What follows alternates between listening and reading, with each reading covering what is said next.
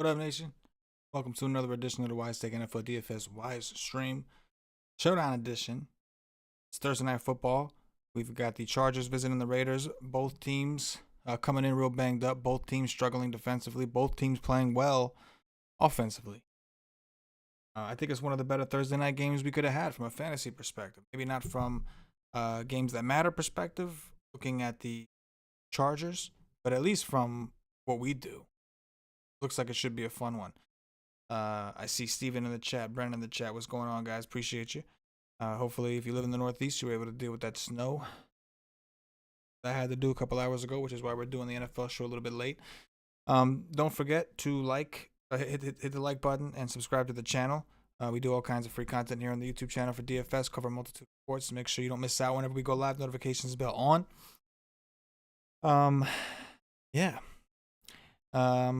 Let's get into it. So we've got the Chargers and the Raiders, a 51.5 total. This total's come down from 55.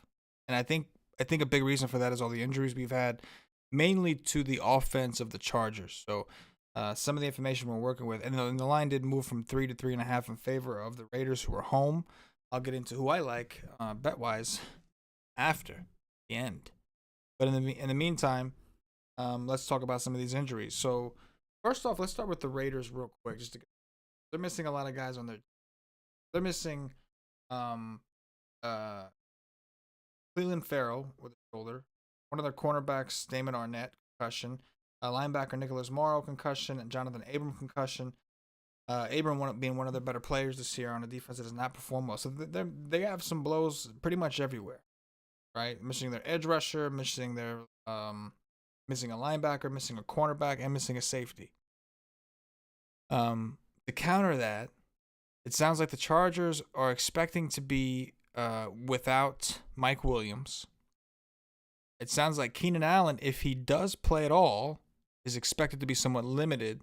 This is all like Mike Williams is the only thing I'm pretty sure isn't going to play. Keenan Allen, we're not sure. Maybe he gets ruled out. Maybe he tries to play, but we're hearing he might be limited. So we had to kind of lower his projection, as you see on the screen. On top of that, Austin Eckler's dealing with a quad injury. He's expected to play, but do we see him in any kind of limitation? We know that the Chargers do have multiple running backs they could use. So are they going to scale back on Eckler? See, I like the Chargers offense regardless, right? We'll get into that. So I like the Chargers offense regardless. I like Justin Herbert a lot on the slate. Because even if Eckler's involved, I think a lot of it will be through the air. And I think the Chargers defense is bad. And I do expect the Raiders to kind of move the ball. So I'm very interested in the Chargers side of the ball here. And a lot of that has to do with the value that we should be getting also, right? We've got, for example, Tyron Johnson. Well, 5K. We expect him to take over for Mike Williams. Mike Williams left in the last game, and most of the snaps were picked up by him. He ended up with 7 targets. And this is a team that we do want to target against that's banged up a little bit in the secondary. Jalen Guyton. Not a whole ton changed last week for him when Mike Williams left, but if Keenan Allen is limited in any way, we could see his role increase. And he's only 2,800 on DraftKings. So the Chargers kind of open things up a little bit. That being said, the Raiders are expected to be or will be without Henry Ruggs, who's on the COVID list. We got Brian Edwards, who's $400 on DraftKings. Zay Jones, who's $800. One of those guys got to fill in. Maybe they go a little more double tight end with Donald Parham, who's been phased out a little bit lately. So there's a few different ways that we can go. Even the running backs, if you're afraid to pay that money for Eckler because you think he is going to be limited or in any kind of way. Kalen Ballage, I think, was second in snaps last week. He's 2,400. There's a lot of ways to go. A lot of different ways. As far as game flow goes, we do have, this is one of those slates, and it's fun to build in fantasy, but it's more fun if you have multiple teams because you can get different combinations. Having one team or 2 teams or 3 teams built by hand, it's a little tough. You got to make some really tough decisions because the running backs on both sides are in play and the receivers on both sides, the quarterbacks, everybody's in play. These are 2 terrible defenses. It's one of the highest totals that we would have had on the week had it not come down to 51. It was looking like the highest total of the entire week, and this is a Thursday night football game. But I do like the way the Chargers are setting up, especially with all the injuries to the Raiders secondary. The Raiders have a really hard time getting to the quarterback. They actually fired their defensive coordinator. But it's a short week. Doubt they've had very much time to do many changes, and they're missing a lot of starters on the defense. So I do like the Chargers side a lot. I like Herbert a lot. I think he's a potential captain player. Eckler, fully healthy with a limited Keenan Allen, is like the clear Charger hotspot type of dude. But I do think on a slate like this, I kind of like the idea of going a route where I can save some money. Doesn't necessarily have to be like putting Guyton in the captain, but maybe a Tyron Johnson on the captain, or something like that. That'll allow me to fit in more studs, because I do think that I want these players on the Raiders side. I want Darren Wallers, right? I would like to get an opportunity to get Josh Jacobs. The Raiders have not been good against the run either. So to me, I think kind of that seems to be the most appealing approach, the way I look at this now. Again, it's fun. It should be high scoring. It's going to be exciting. Like every play, the scores are changing. Where you are in the standings is going to change. It's all great. But making those decisions when you only have a few lineups is tough. This does feel like a slate that's a little bit better suited for mass multi-entry, or at least 10 to 20 teams. But either way, I think my preference would be to start building around jamming in some of these.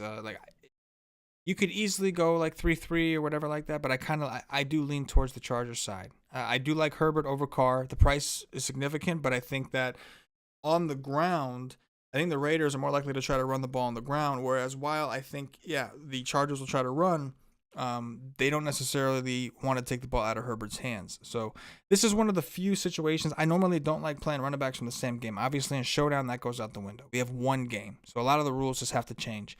And a lot of times I've been noticing, people get so locked in on who's got the softest matchup in the showdowns, and they won't play a player that maybe doesn't have a great matchup, but is still a good raw points threat. So that is something I want to keep in mind going forward in general. Sticking with the Chargers theme, Hunter Henry only 5,800. He's already, I think, in top 5 in targets for tight ends or something along those lines, but looking really good. I'm good with him as well. Raider hotspots, Waller's got to start Waller and Jacobs. I don't think I put Carr on the hotspot because I think I think with Jacobs back, he gets some. There's some impact. He does something for them. The kickers I think are in play. I do think a high scoring game. You do want to look at the kickers, but not if you can get a Jalen Guyton type player, the player with a ceiling that's a little bit higher. I would lean more towards the Chargers kicker. I think just slightly. I mean, you can see we have them projected pretty evenly, but slightly just for the sake of injury of the injuries the Chargers have on their side of the ball. Let me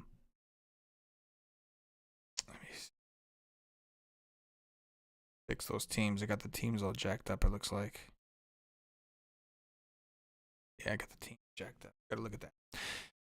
But yeah, I mean, I don't know. It's gonna be a fun one, but having that direction is different. Austin Eckler being again a quad injury, if he's expected to play, I'll treat it as if he's going to go. At this point with Keenan Allen, are people not going to play him because they're worried he's limited? Because even though he's limited on a slate like this, a 1-game slate, he could potentially only play around the goal line and rack up a few touchdowns. There's potential, but there's definitely some question marks around here. I think right now Tyron Johnson should be pretty popular, but appears to be one of my favorite plays. And somebody that I'm going to experiment with in builds, putting in the captain, Nelson Aguilar, if you will. There's been a lot of confidence thrown his way, literally from our friend, and we know the Chargers are terrible against receivers, right? We saw Ridley blow him up last week. We also saw Gage kind of wake up and have a good game. So that would be Renfro at 4,800, Aguilar at 7,400. So as you can see, I know the theme of this show seems to be like everyone's in play. And I understand that on every slate it's kind of like that. But this one more than others because we have two defenses that are just terrible, completely inept. I guess that's the contrarian way to the defense go out there and do their things. Let's see. Questions, or even comments. We'll talk about some comments. Brennan says, I got Eckler on the MVP spot on FanDuel. Let's hope he gets plenty of run. Yeah, I mean, he would be the most attractive overall because he gets it through the air, gets it on the ground. He would be the guy, especially with Keenan Allen questionable. It just comes down to, I know he was dealing with a quad injury also. So where is he at with that quad? They say he's expected to play, so I would assume he gets full run, but we don't know. Remember, he did miss a lot of time with an injury. Travis Duarte, any KJ Hill. I think we could definitely consider him. I don't have him in at the moment for anything significant. He did get a target in each of the last 2 games they've played. I think you can in an MME environment, but I would be nervous unless we hear that he's likely to get more snaps due to the Keenan Allen, Mike Williams situation. I would be nervous about playing him in like a 1 or 2, 3-man, 3 entry type situation, single entry. But I would have no problem playing him in tournaments just because I don't think like Guyton, none of these guys, I don't think anything's set in stone, right? Like we have injuries that led us to this point. They're not playing because the team thought they were just flat out good, right? How are we feeling about a captain? Killer B. Okay, do I say, see if you had to choose between Brian Edwards or Zay Jones? Oh man, Edwards really hasn't done shit this year, right? Like he really hasn't done anything. But I think I would go with him, for 400. He is young, so I guess you want to give the young guy. I know Zay Jones a little more experienced, but he's never really done anything. They seem to like Zay Jones. Like I'll say that. I will say that, but I think I would go with Brian Edwards. Brandon, even negative game script, he's got 34 targets in the past 3 weeks. No, that's the thing about Eckler and those running backs that get so much pass game work is they're game script proof. They really are. Like they really are game script proof. So why don't we do this real quick? Let me pull up some DraftKings action here, and let's kind of go through and see if we could build a team together. It's got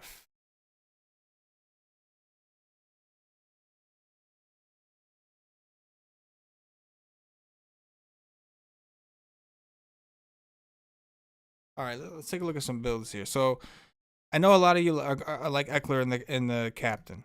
Say we go Eckler. I'm still wanting to pair Herbert from a raw points perspective. Now, at this point, we value has to be on the back of my mind. We'll go ahead and plug in the 5K guys. So we already got our Chargers in, right? At this point, we can either kind of onslaught it in a build where we think maybe the Chargers do better than the Raiders, or we start to get a little more balance and start to look at some of the Raiders to play in a game that we think could maybe shoot out. Hypothetically, we'll go with Renfro. I do feel like if we're not going to play Carr in this team, because we're not vested so much money-wise, it's not a big deal, but I would kind of prefer Jacobs, I guess, on this kind of a squad. And you can see where we are here with only having money for the kicker. So you can see that running out of money is going to be an issue even with those guys. And we haven't played Guyton or any of those dudes. Let's see what a Guyton would do for us at this point. What would a Guyton do for us? That would give us 6K Hunter Henry. So it would put us towards, I'm sorry, I clicked Mariota. Hunter Henry, where'd you go? So it would put us more towards obviously a pretty strong onslaught of Charger players over the Raider players, which again, I don't mind, right? And there is that possibility that Jacobs does have pretty much everything to do with their success. Under the same breath, we're not that far off from Darren Waller. Say you wanted it to be him. You can go back to Renfro, play Waller, and kind of go that route. If we were to go with, what's his name? Where is he? Where's our 5K boy? Johnson. 7,500. Let's see what this does. So if I'm playing a receiver and the captain, I want his quarterback, and we'll still play Eckler in this. You can already see we still have a little bit more to work with. Let's find Guyton again. I keep playing Guyton, and like I don't want anybody to think that like, oh, I really love Guyton. It's just more about like fitting things. I would like to see what we got to do to get Jacobs and Waller together. Guyton's not even enough. We'd have to come down here to that's pretty ugly. So just to give you some build ideas, I put Johnson in the captain. It did allow me to fit in Herbert, Eckler, Jacobs, Waller. But then that last option is pretty ugly. So we could leave money on the table and just take a shot on the Zay Joneses and the Edwards of the world. We're close to Balaj. I would have felt a little more comfortable with him, but obviously Guyton is the one I would have wanted to have reached. If we take Waller out, you could try it with Aguilar, and then it's not pretty. So just to give you some build ideas, captains wise, Eckler would appear to be now a healthy Eckler would appear to be the number one captain in my eyes. However, I do think the idea of putting Herbert's kind of interesting as well, if you have the money to spend, mainly because I'm thinking even if Eckler is limited and we see a lot of pass game stuff from like he's got different options to spread it out. And by playing him, it kind of makes sense. It gives you a reason to play all his receiving options, even the cheap ones, to kind of help fill out your teams. And then the other one is to go cheaper. Right? Go cheaper and see how many of these guys you could jam in. I kind of like that the most. I think that in tournaments anyway. In a tournament setting, I think I like the idea of doing that. Travis Duarte, if the Chargers are winning and Carr has to come back, he could potentially score more than Herbert. Absolutely. There's that potential. And you could certainly try to get Carr and Herbert in a team together and kind of go that route, right? You have receiving options that are pretty cheap. So hypothetically, if we're going that route, and we'd be understanding that we're not going to spend a ton of money on our receiving options.